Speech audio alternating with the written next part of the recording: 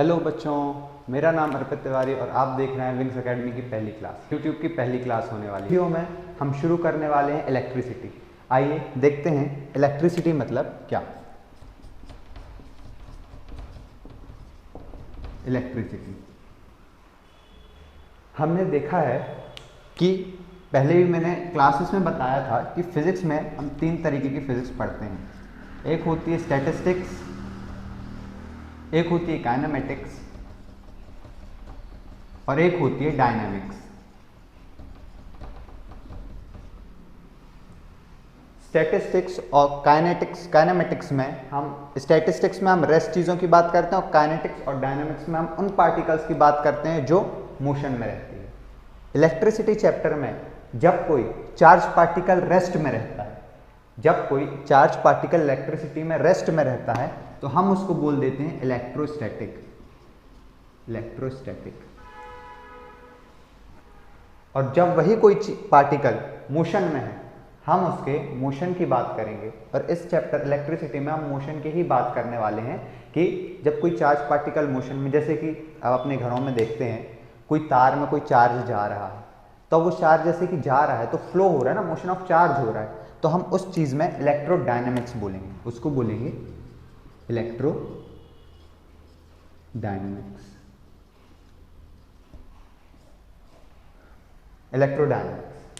Electrostatic और electrodynamics. Electricity chapter में most role रहेगा आपका इलेक्ट्रोडायनेमिक्स का। आप इलेक्ट्रोडायनेमिक्स की पढ़ाई करने वाले हैं। इलेक्ट्रोस्टैटिक भी है थोड़ा थोड़ा, लेकिन ये आपको क्लास 12th में जाकर देखने को मिलेगा और इलेक्ट्रोडायनेमिक्स इस चैप्टर में ज़्यादा पार्ट कंज्यूम करता है। चलिए आइए देखते हैं इनको आगे।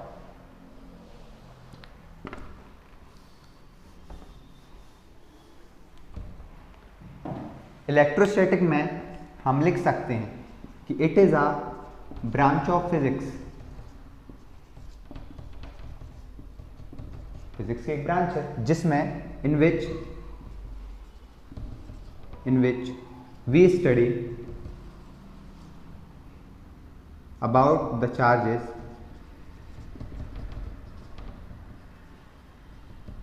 Eight rest. हम उन चार्जेस की बात करते हैं जो रेस्ट में रहते हैं, जो अपना मोशन चेंज नहीं करते, हम उन चार्जेस की बात करते हैं इलेक्ट्रोस्टैटिक में। और इलेक्ट्रोडायनेमिक्स क्या होता है? चलिए ये तो समझ आ गया कि इलेक्ट्रोस्टैटिक में हम रेस्ट में बात करते हैं। Electrodynamics it is a branch of physics. ये भी एक फिजिक्स की ब्रांच है इन विच वी स्टडी, इधर लिख देता हूं the motion of charges, we study the motion of charges. इसमें हम बात करते हैं ऐसे चार्जेस की जो रेस्ट में है, इसमें हम बात करते हैं ऐसे चार्जेस की जो मोशन में है। आप लोगों ने ये पहले चीज़ें पढ़ी होंगी, आप लोगों के स्कूलों में हो भी गया होगा, क्योंकि हम ये वीडियो रिकॉर्ड कर रहे हैं हाफ ईयरली के पर्सपेक्टिव से और काफ़ी स्कूलों में हाफ ईयरली आ रहा है। ठीक है, हाफ ईयरली में ये चैप्टर आ रहा है। तो चलिए इसमें और आगे हम बढ़ते हैं। लेकिन ये चीज़ें स्कूलों में नहीं बताई जाती कि इलेक्ट्रोस्टैटिक इलेक्ट्रोडायनेमिक्स है, पर हाँ ये चीज़ें होती हैं। ठीक है, अब देखते हैं आगे। ठीक है हमारा, अब हम बात करते हैं इलेक्ट्रिसिटी की कि इलेक्ट्रिसिटी क्या होता है। हम बात करते हैं इलेक्ट्रिसिटी की।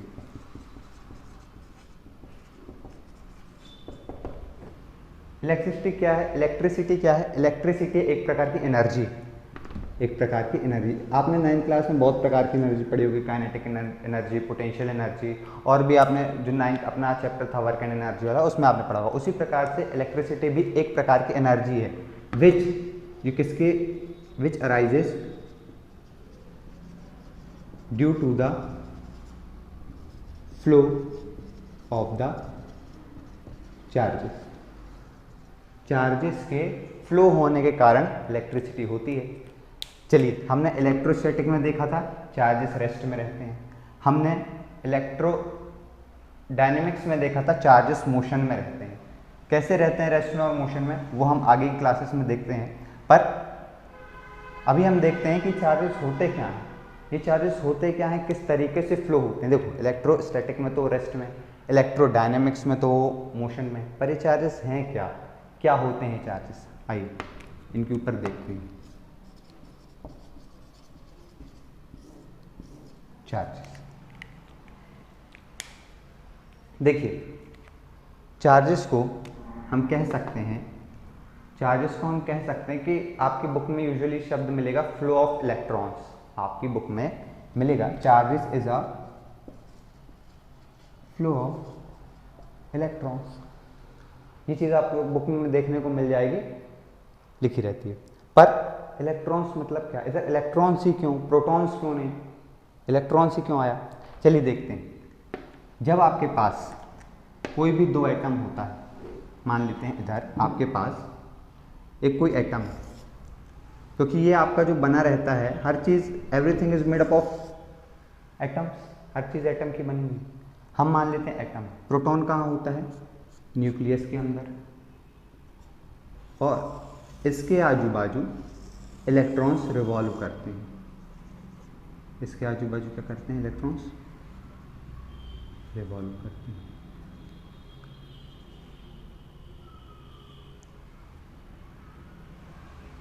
इसके आजू बाजू इलेक्ट्रॉन्स रिवॉल्व करते हैं।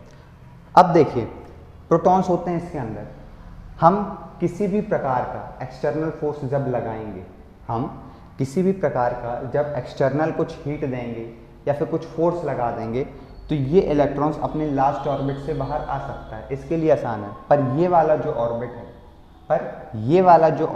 मतलब ये वाला जो प्रोटॉन जो इसके अंदर रहता है, न्यूक्लियस के अंदर रहता है प्रोटॉन, उसके लिए मुश्किल रहता है कि वो न्यूक्लियस तोड़ के बाहर आ पाए। न्यूक्लियस को छोड़ के, ये नहीं कह रहा हूँ कि होता नहीं है, होता है बहुत एक्सट्रीम केसेस में, पर जनरली नहीं होता। जनरली क्या होता है कि आपके जो इलेक्ट्रॉन जो outer most shell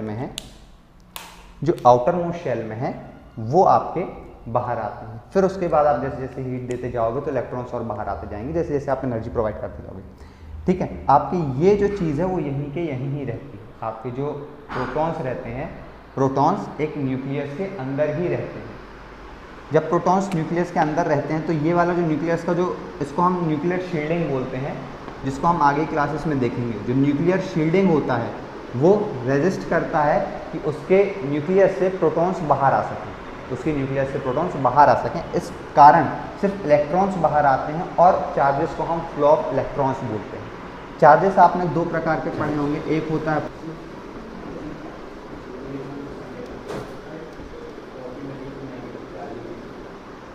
positive charges, मतलब increase in electrons,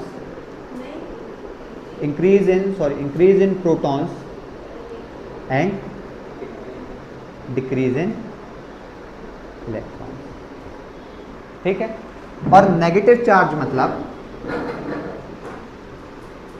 decrease in protons and increase in electrons. अभी बताया भी कि जो इंक्रीज और डिक्रीज होता है वो इलेक्ट्रॉन्स और प्रोटॉन से कम ज़्यादा होने के कारण होता है। कम ज़्यादा हुआ, जैसे कि हमने पढ़ा था कि फ्लोरीन में लास्ट शेल में कितने इलेक्ट्रॉन्स होते हैं, 7 होते हैं ना, 7। ठीक है, और उसमें लिथियम में कितना होता है लास्ट शेल में, 1 होता है। तो ये अपनी इलेक्ट्रॉन शेयरिंग इसको करेगा, लिथियम अपना एक इलेक्ट्रॉन इसको देगा, इसके पास कितने हो जाएंगे, 8। इसके पास फ्लोरीन था लास्ट शेल में, इसके पास 8 होगा, इसके पास 0, और इसकी लास्ट शेल में फिर 2 बचे, शेल रिपीट हो गया है ना, 2,1 था तो 1 इसने इसको दे दिया, 2 इसके पास बचे। ठीक है, तो ये किस चार्ज में चला जाएगा, ये पॉजिटिव में जाएगा ना, क्योंकि डिक्रीज इन इलेक्ट्रॉन्स हो रहा है, एक इलेक्ट्रॉन इसने दे दिया इसको। समझ रहे हो क्या हो रहा है, एक इलेक्ट्रॉन, लिथियम के पास 3 थे, 2,1। ठीक है, तो इसने एक इलेक्ट्रॉन इसको दे दिया, समझ रहे हो, एक इलेक्ट्रॉन क्या किया, इसको दे दिया। तो इसके पास लास्ट शेल में 2 इलेक्ट्रॉन्स बचे, और इसके पास लास्ट शेल में 8 इलेक्ट्रॉन्स बचे। तो लिथियम आपका कौन से चार्ज में हो जाएगा, हाँ, लिथियम आपके पास पॉजिटिव चार्ज में चला जाएगा, क्योंकि अभी इसके पास 3 इलेक्ट्रॉन्स थे, एक इलेक्ट्रॉन इसने इसको दे दिया, अब इसके पास सिर्फ 2 इलेक्ट्रॉन्स बचे, और इसके पास 7 इलेक्ट्रॉन्स थे, इसके पास इलेक्ट्रॉन इंक्रीज हुआ, तो ये किस में चला जाएगा, नेगेटिव चार्ज में। लिथियम चला जाएगा नेगेटिव चार्ज में, फ्लोरीन चला जाएगा पॉजिटिव चार्ज में। ठीक है, ये केमिस्ट्री का टॉपिक था, पर देखने के लिए अभी पर्याप्त है। ठीक है, कि नेगेटिव पॉजिटिव कैसे हो रहा है, वो इलेक्ट्रॉन का शेयरिंग जो आपने उसमें पढ़ा होगा 9th क्लास में। ठीक है, एटम्स एंड मॉलिक्यूल्स का। ठीक है, ये होता है। अब बात आता है कि हमने इलेक्ट्रोस्टैटिक देखा था कि branch of a physics which deals या which study when the charge particle is at rest, जब चार्ज पार्टिकल रेस्ट में होता है। तो एक चार्ज पार्टिकल मोशन तो हमने पढ़ लिया कि एक वायर देख रहे हैं, वायर में मोशन में चलो चला जा रहा है, रेस्ट में कैसे बताओगे? रेस्ट में कैसे है कोई चार्ज? रेस्ट में कैसे है कोई चार्ज? मैं बोल रहा हूं अपने टॉपिक का नाम कि मेकिंग ऑफ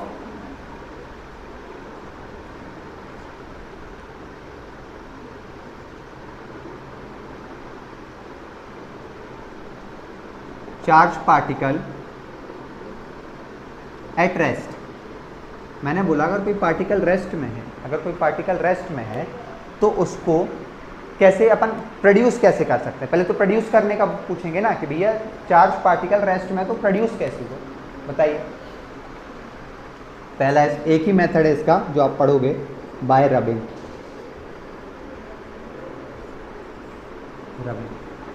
ठीक है, मान लीजिए कि आपने एक ग्लास रॉड ली, कल भी ये चीज़ समझाया था, आज मान लो आपने एक ग्लास रॉड ली, ठीक है। आप लोग यहाँ समझो, क्या लिए? एक ग्लास रॉड, ठीक है।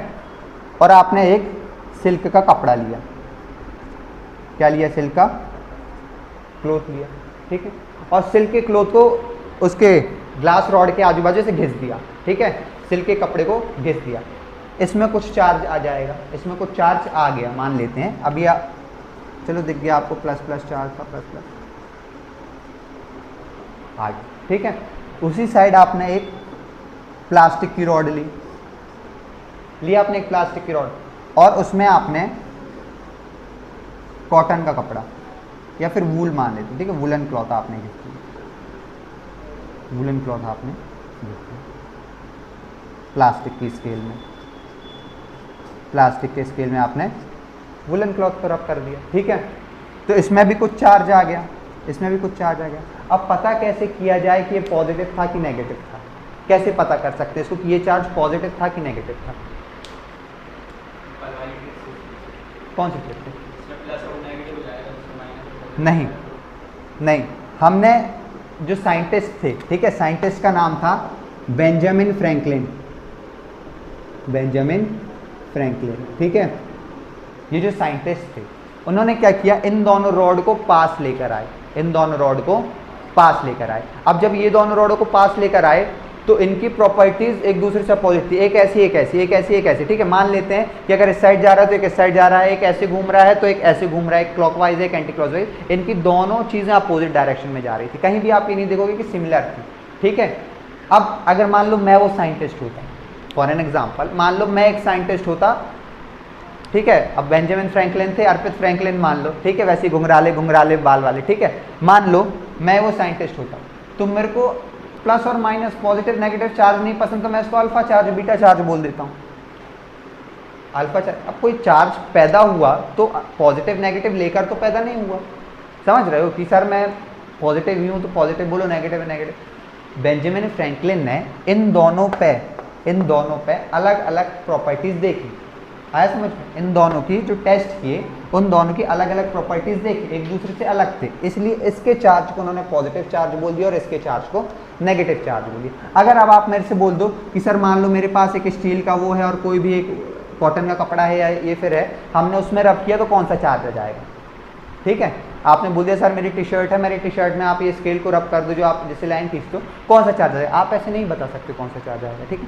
आपको उसमें डेमोन्स्ट्रेशन करके, एक्सपेरिमेंट्स करके उससे ही पता चलेगा, ठीक है। अब अगर आप बहुत सारे आगे के एक्सपेरिमेंट देखोगे, जैसे जीमन इफेक्ट वगैरह, बहुत जब आगे चले जाएंगे, ठीक है, तब आप पता कर सकते हो। पर ऐसे यूजुअली अगर आप मेरे से पूछो कि सर हमारे पास ये चीज़ है, अब आप बता दो कि इसमें हम कौन सा चार्ज इसमें प्रोड्यूस होगा अगर हम अपने कपड़े पे आपका जो स्केल है उसको रब कर दें, तो ऐसे आप नहीं बता सकते ना। आ रहा है, उसके लिए आपको जो डिवाइसेस आते हैं उनकी यूज़ पड़ेगा, ठीक है।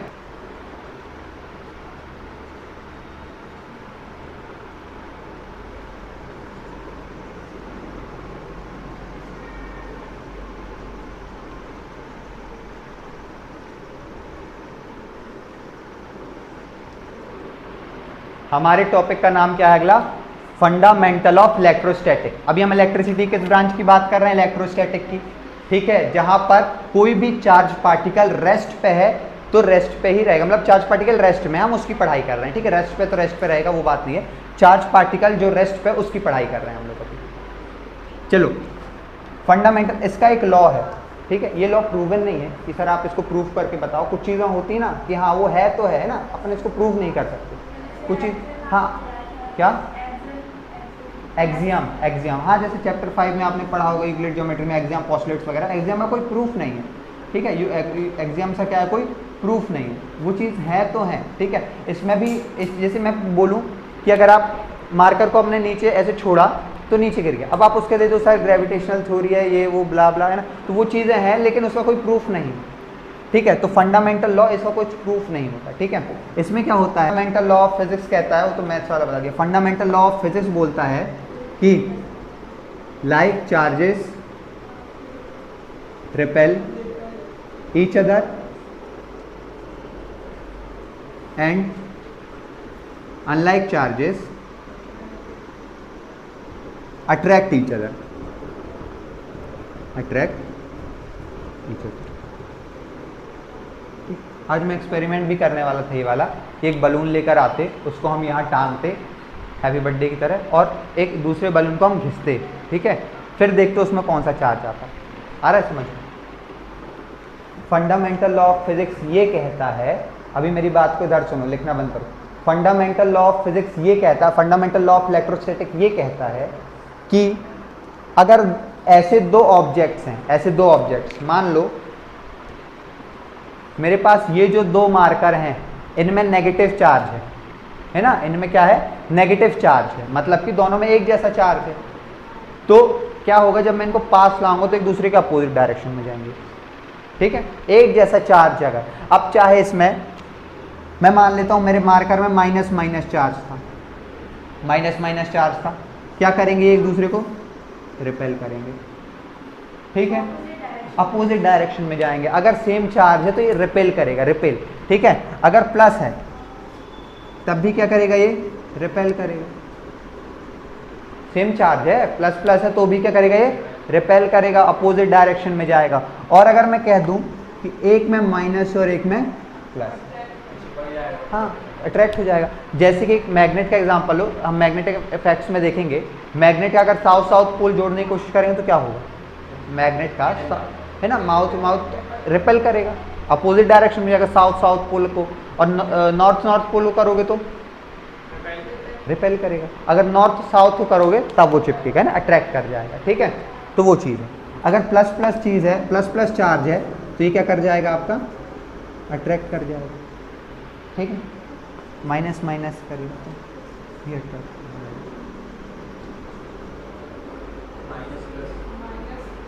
हाँ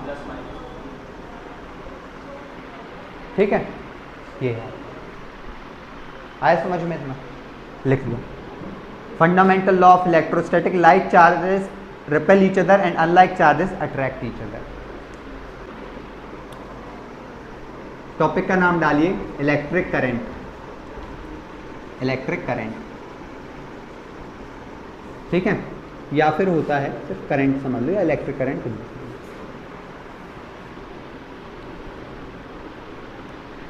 करंट मतलब होता है टू फ्लो।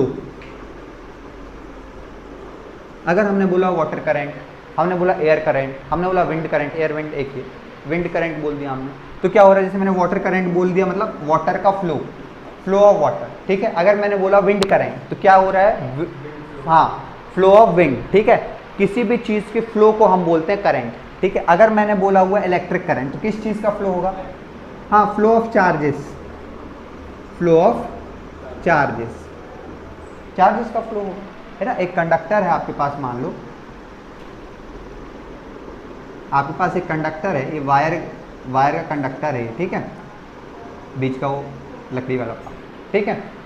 अगर मैंने बोला इसमें इलेक्ट्रिक करंट है, इसका मतलब क्या है, इसमें चार्जेस का फ्लो हो रहा है, बहुत तेजी से चार्जेस का फ्लो हो रहा है, ठीक है, इधर से चार्जेस ऊपर जा रहा है, जाता जा रहा है, ठीक है, चार्जेस ऊपर जाते, तो एक सेकेंड में मैं बोल रहा हूँ, एक यूनिट टाइम में जब चार्ज पूरे कंडक्टर को क्रॉस कर जाएगा, एक यूनिट टाइम में जब चार्ज पूरे कंडक्टर को क्रॉस कर जाएगा तब हम बोलेंगे करंट पास हुआ है। ठीक है, आ रहा है समझ में? Flow of a charge in a given cross section area of the conductor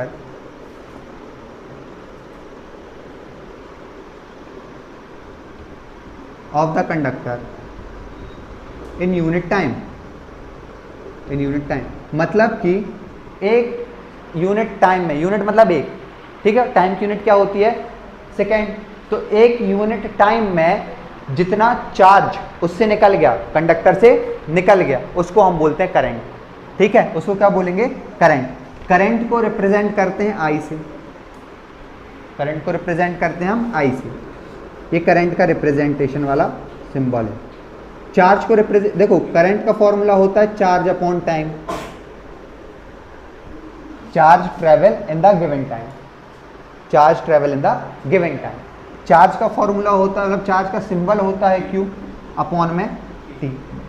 ठीक है, तो हम बोल सकते हैं कि I is equals to Q by T।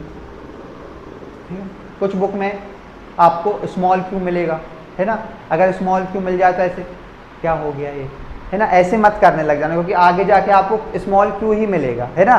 Small q he 12th class है, जब आप इलेक्ट्रोस्टैटिक वाले चैप्टर्स पढ़ोगे तो आपको स्मॉल q में ही देखना। ठीक है, इसमें आप समझ लो कैपिटल Q, और कुछ बुक्स में आपको स्मॉल q भी, या फिर कई सवालों में आपको स्मॉल q देखने को मिल जाएगा। ठीक है, तो ये होता है उसका फॉर्मूला। आ रहा है समझ में? लिख लो इतनी चीज़ें, लिख लिया सबने? लिख लिया, लिख लिया। चार्ज की यूनिट बताई थी मैंने, कूलम। चार्ज की यूनिट बताई थी। देखो जब आप लोग सेकेंड वो पढ़ा था अपन ने टाइम की यूनिट, टाइम की यूनिट क्या पढ़ी थी? सेकेंड, स्मॉल एस में लिए थे उसको। मीटर पढ़े थे, स्मॉल एम में लिए थे। लेकिन जब यूनिट जो वो थे ना, कूलम जो यूनिट है वो साइंटिस्ट के नेम पर लिया गया, साइंटिस्ट के नेम पर कूलम। हाँ, इसलिए अपन उसको क्या करेंगे, हमेशा कैपिटल C से डिनोट करेंगे। याद रखना मेरी बात, जो कूलम है उसको हमेशा किससे डिनोट करेंगे?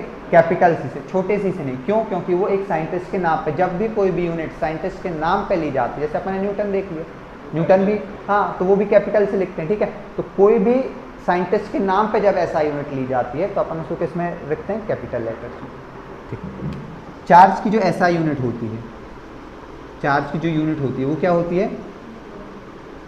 कूलम होती है। चार्ज की जो यूनिट होती है वो होती है कूलम, और टाइम की जो होती है वो होती है सेकेंड। करंट की यूनिट क्या होती है? देखो करंट को हम कैसे डिफाइन कर सकते हैं कि एक कूलम चार्ज, या फिर कुछ कूलम चार्ज एक सेकेंड में पर सेकेंड जो ट्रेवल किया उसको हम करंट बोल सकते हैं। एक कूलम चार्ज जो पर सेकेंड ट्रेवल कर रहा है उसको हम कूलम बोल सकते हैं। ठीक नहीं, या फिर इसको ऐसे लिखो कि कुछ भी कूलम का चार्ज एक सेकेंड में जो ट्रेवल कर रहा है उसको हम क्या बोल सकते हैं? करंट बोल सकते हो। करंट की क्या होती है? Ampere, ampere. हाँ, ampere is equals to C upon 1 second. आ रहा है समझ में?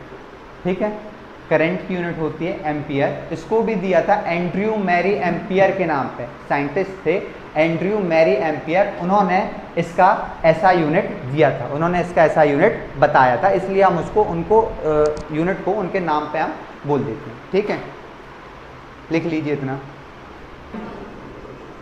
1 एम्पियर, टॉपिक का नाम है डिफाइन, क्वेश्चन मार्क मत लगाइए, डिफाइन करना है। डिफाइन 1 एम्पियर किस तरीके से डिफाइन करेंगे? देखो 1 ampere can be defined as 1 ampere of current can be defined as 1 coulomb of charge travelled in unit time. आया समझ में जो मैंने बोला? 1 ampere of charge travel in unit time, उसको हम क्या बोलेंगे? 1 एम्पियर की वो डेफिनेशन हो जाएगी। ठीक है, लिख। हाँ, क्या? एम्पियर करंट की यूनिट बताया ना मैंने, आपने लिखा भी होगा, चेक करिए। करंट की यूनिट होती है एम्पियर, जो दी गई है एंड्रयू मैरी एम्पियर साइंटिस्ट के नाम पे। ठीक है, लिख लेना यहाँ साइड में, कई बार पूछ लेता है, given by Andrew Marie Ampere, इनके नाम पे ये चीज़ दी गई। ठीक है, लिख लो। अच्छा एक बात बताओ, चार्जेस क्या होते हैं? चार्जेस क्या होते हैं? चार्जेस इलेक्ट्रॉन से बनते हैं ना, वही बोलने वाले थे कि चार्जेस क्या होता है, इलेक्ट्रॉन जो फ्लो करने गया उसमें मैं समझ गया कि वो फ्लो ही बोलने वाला है। ठीक है, तो इलेक्ट्रॉन जो चार्जेस बनते हैं कैसे बनते हैं? आपके इलेक्ट्रॉन से बनते हैं ना, सच बोल रहा हूँ ना मैं? ठीक, तो एक कूलम चार्ज बनने में, मैं बोल रहा हूँ एक कूलम चार्ज बनने में कितने इलेक्ट्रॉन्स लग जाएंगे? एक कूलम चार्ज बनने में कितने इलेक्ट्रॉन्स हमको लग जाएंगे? चार्जेस बन रहे हैं इलेक्ट्रॉन से, तो हमको एक कूलम चार्ज बनाने में कितने इलेक्ट्रॉन्स लगेंगे? ठीक है, लिख देता हूँ।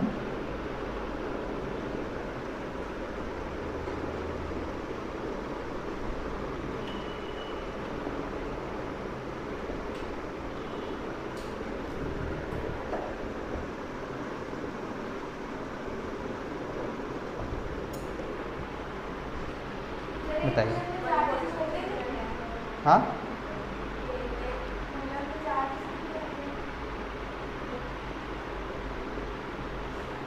क्या कह रहे हैं? एक कूलम में कितने चार्ज? मैं ये बोल रहा हूं चार्जेस किससे होते हैं? इलेक्ट्रॉन से होते हैं ना, चार्जेस इलेक्ट्रॉन से होते हैं। तो मेरा सवाल ये है कि एक कूलम चार्ज बनाने में, एक कूलम चार्ज बनाने में हमको कितने इलेक्ट्रॉन्स की जरूरत पड़ेगी कि वो एक कूलम चार्ज बन जाए, है ना? एक कूलम चार्ज बनाने में हमको कितने इलेक्ट्रॉन्स की जरूरत पड़ेगी? एक चार्ज में कितने इलेक्ट्रॉन्स होते हैं?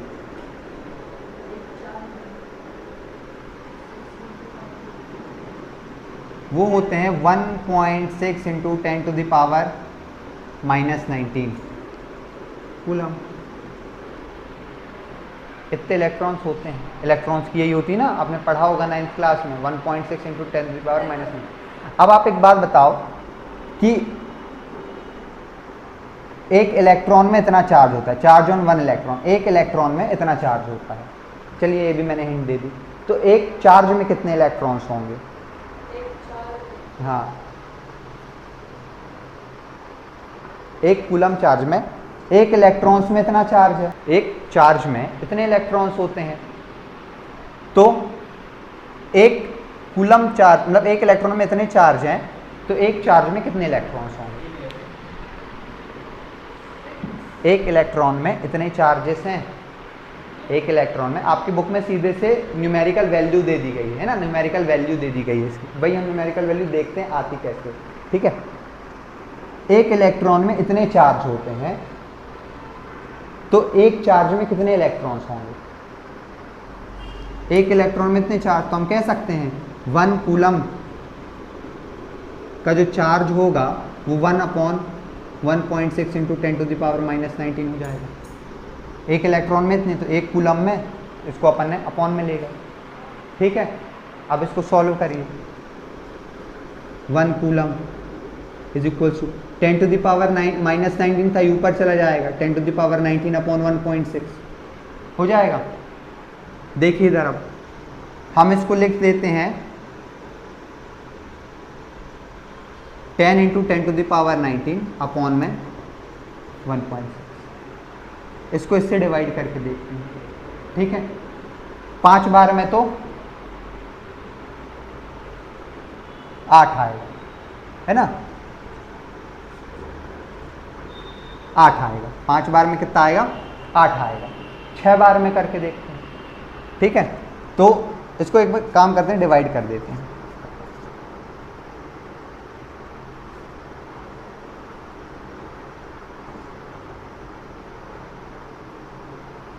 सिक्सटीन सिक्स का कितना होगा? 16 6 का 96 होगा। 4 बचा, 0.0, 2 जा 32, 8 बचा 0, 5 बार में 80, 6.25 इंटू 10 टू द पावर 18, यहाँ पे 18 आ जाएगा। इतने इलेक्ट्रॉन्स एक कूलम चार्ज में इतने इलेक्ट्रॉन्स होते हैं, इतने ज़्यादा। 6.25 इंटू 10 टू द पावर 18 मतलब 6250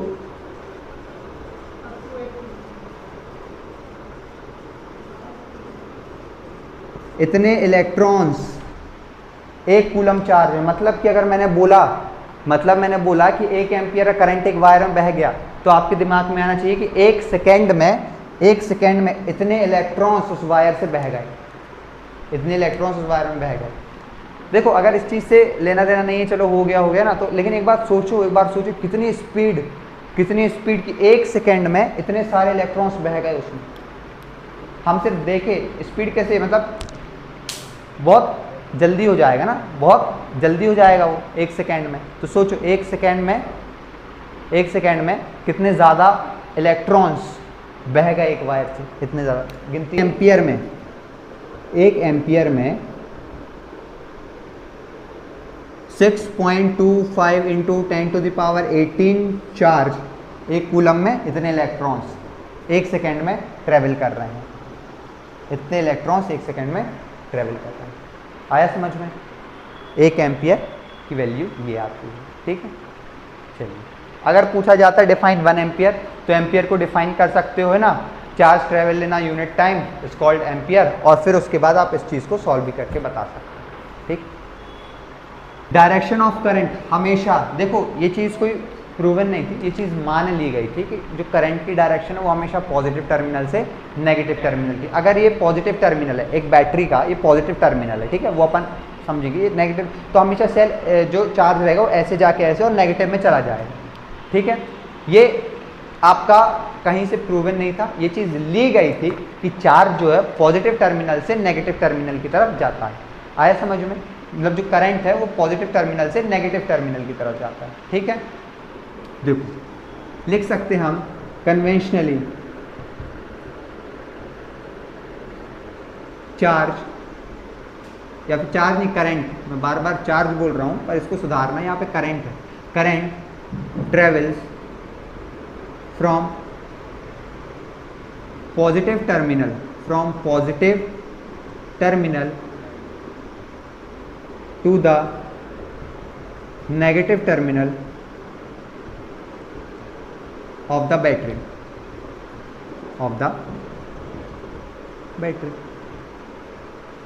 चार्ज जो है वो जो करंट है वो आपका पॉजिटिव टर्मिनल से नेगेटिव टर्मिनल की तरफ फ्लो होता है, ठीक है। लिख लो इस चीज को, देख लिया। अब देखो हमने क्या पढ़ा था, जो करंट होता है वो फ्लो ऑफ इलेक्ट्रॉन्स होता है चार्जेस का फ्लो। कुछ समय बाद, लेकिन ये चीज़ क्या था, अनुमानित था, कुछ समय बाद ये चीज़ पता चली कि जो इलेक्ट्रॉन्स है, इसको आगे मैं बढ़ाता हूँ स्टेटमेंट को, and electron travels in opposite direction. अगर इस डायरेक्शन में, समझना, अगर इस डायरेक्शन में आपका करंट जा रहा है तो इलेक्ट्रॉन्स कहाँ फ्लो होगा, नेगेटिव। हमेशा इलेक्ट्रॉन्स नेगेटिव टर्मिनल से फ्लो होता है, समझ रहे हैं, इलेक्ट्रॉन्स का फ्लो होता है नेगेटिव टर्मिनल से। अगर आपका करंट इस साइड बह रहा है, इस साइड जा रहा है, तो इलेक्ट्रॉन्स का फ्लो कैसा होगा, ऐसा, ठीक है। जो इलेक्ट्रॉन है वो बैटरी की नेगेटिव टर्मिनल से निकलकर पॉजिटिव टर्मिनल में वापस चला जाएगा, नेगेटिव टर्मिनल से निकलेगा और घूमते घूमते पॉजिटिव टर्मिनल में आ जाएगा। समझो, इधर पे आपके पास एक बैटरी है, मान लेते हैं। अभी स्विच वगैरह समझेंगे, ठीक है। ये बल्ब है जो ऊपर जल रहा है, रोशनी कर देता है, ये पॉजिटिव टर्मिनल, ये नेगेटिव टर्मिनल, ठीक है। तो जो आपका करंट है वो पॉजिटिव टर्मिनल से होता हुआ नेगेटिव टर्मिनल की तरफ आता है, ठीक है। और वहीं पे जो आपका इलेक्ट्रॉन्स रहेगा वो नेगेटिव टर्मिनल से होते हुए पॉजिटिव की तरफ आएगा।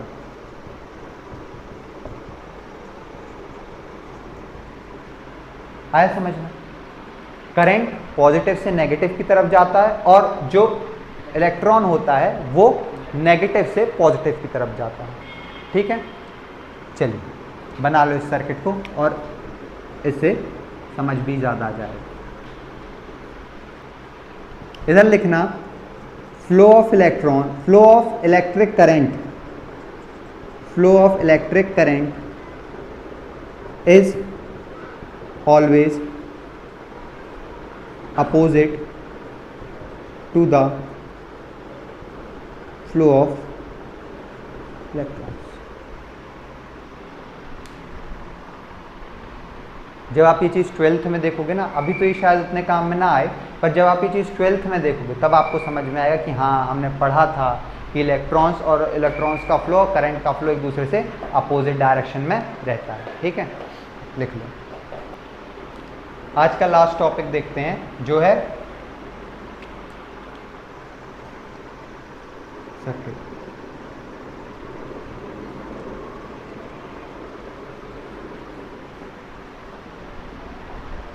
डाल लो। सर्किट मतलब क्लोज्ड और complete loop of a wire, मतलब कि अगर कोई वायर एक कनेक्शन बना रही है बैटरी से, यहाँ की लगी हुई है, की मतलब बटन्स, ऑन ऑफ वाली बटन्स। ठीक है, यहाँ पर आपकी बैटरी लगी है, यहाँ पर की, इसको बोलते हैं बैटरी, इसको बोलते हैं की, और ये आपका बल्ब का सिंबल होता है। ठीक है, अगर ये वायर्स पूरी जुड़ी हुई हैं, ठीक है, कहीं से भी हल्का सा भी कट नहीं है, वाउंड नहीं, कट कहीं भी नहीं है, अगर पूरी कंप्लीट है तो हम उसको क्या बोलेंगे? सर्किट। क्या बोलेंगे? सर्किट बोलेंगे। ठीक है, अगर यहाँ से, अब बताओ, अच्छा करंट किस साइड से पास होगा? इधर से करंट पास होगा। फ्लो ऑफ इलेक्ट्रॉन्स बताइए। फ्लो ऑफ इलेक्ट्रॉन्स हाँ, माइनस साइड से फ्लो ऑफ इलेक्ट्रॉन्स होंगे। ठीक है, इलेक्ट्रॉन्स हमेशा नेगेटिव साइड से जाएंगे और जो आपके करंट होगा वो हमेशा पॉजिटिव टर्मिनल से जाएगा। आई इतनी चीज़ समझ में? ठीक है, लिख लो इसकी हेडिंग में, इसकी डेफिनेशन में लिख लो, क्लोज्ड एंड कंप्लीट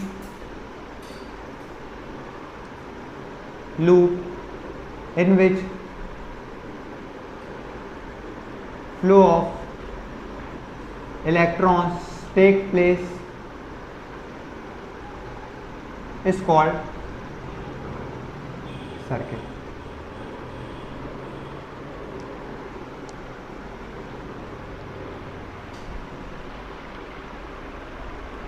कल हम देखेंगे कि एम्पियर क्या होता है, एम्पियर के एमीटर के बारे में, सॉरी कल हम देखेंगे एमीटर के बारे में और उसको किस तरीके से उसका कनेक्शन किया जाता है उसके बारे में। आज के लिए इतना ही रखते हैं।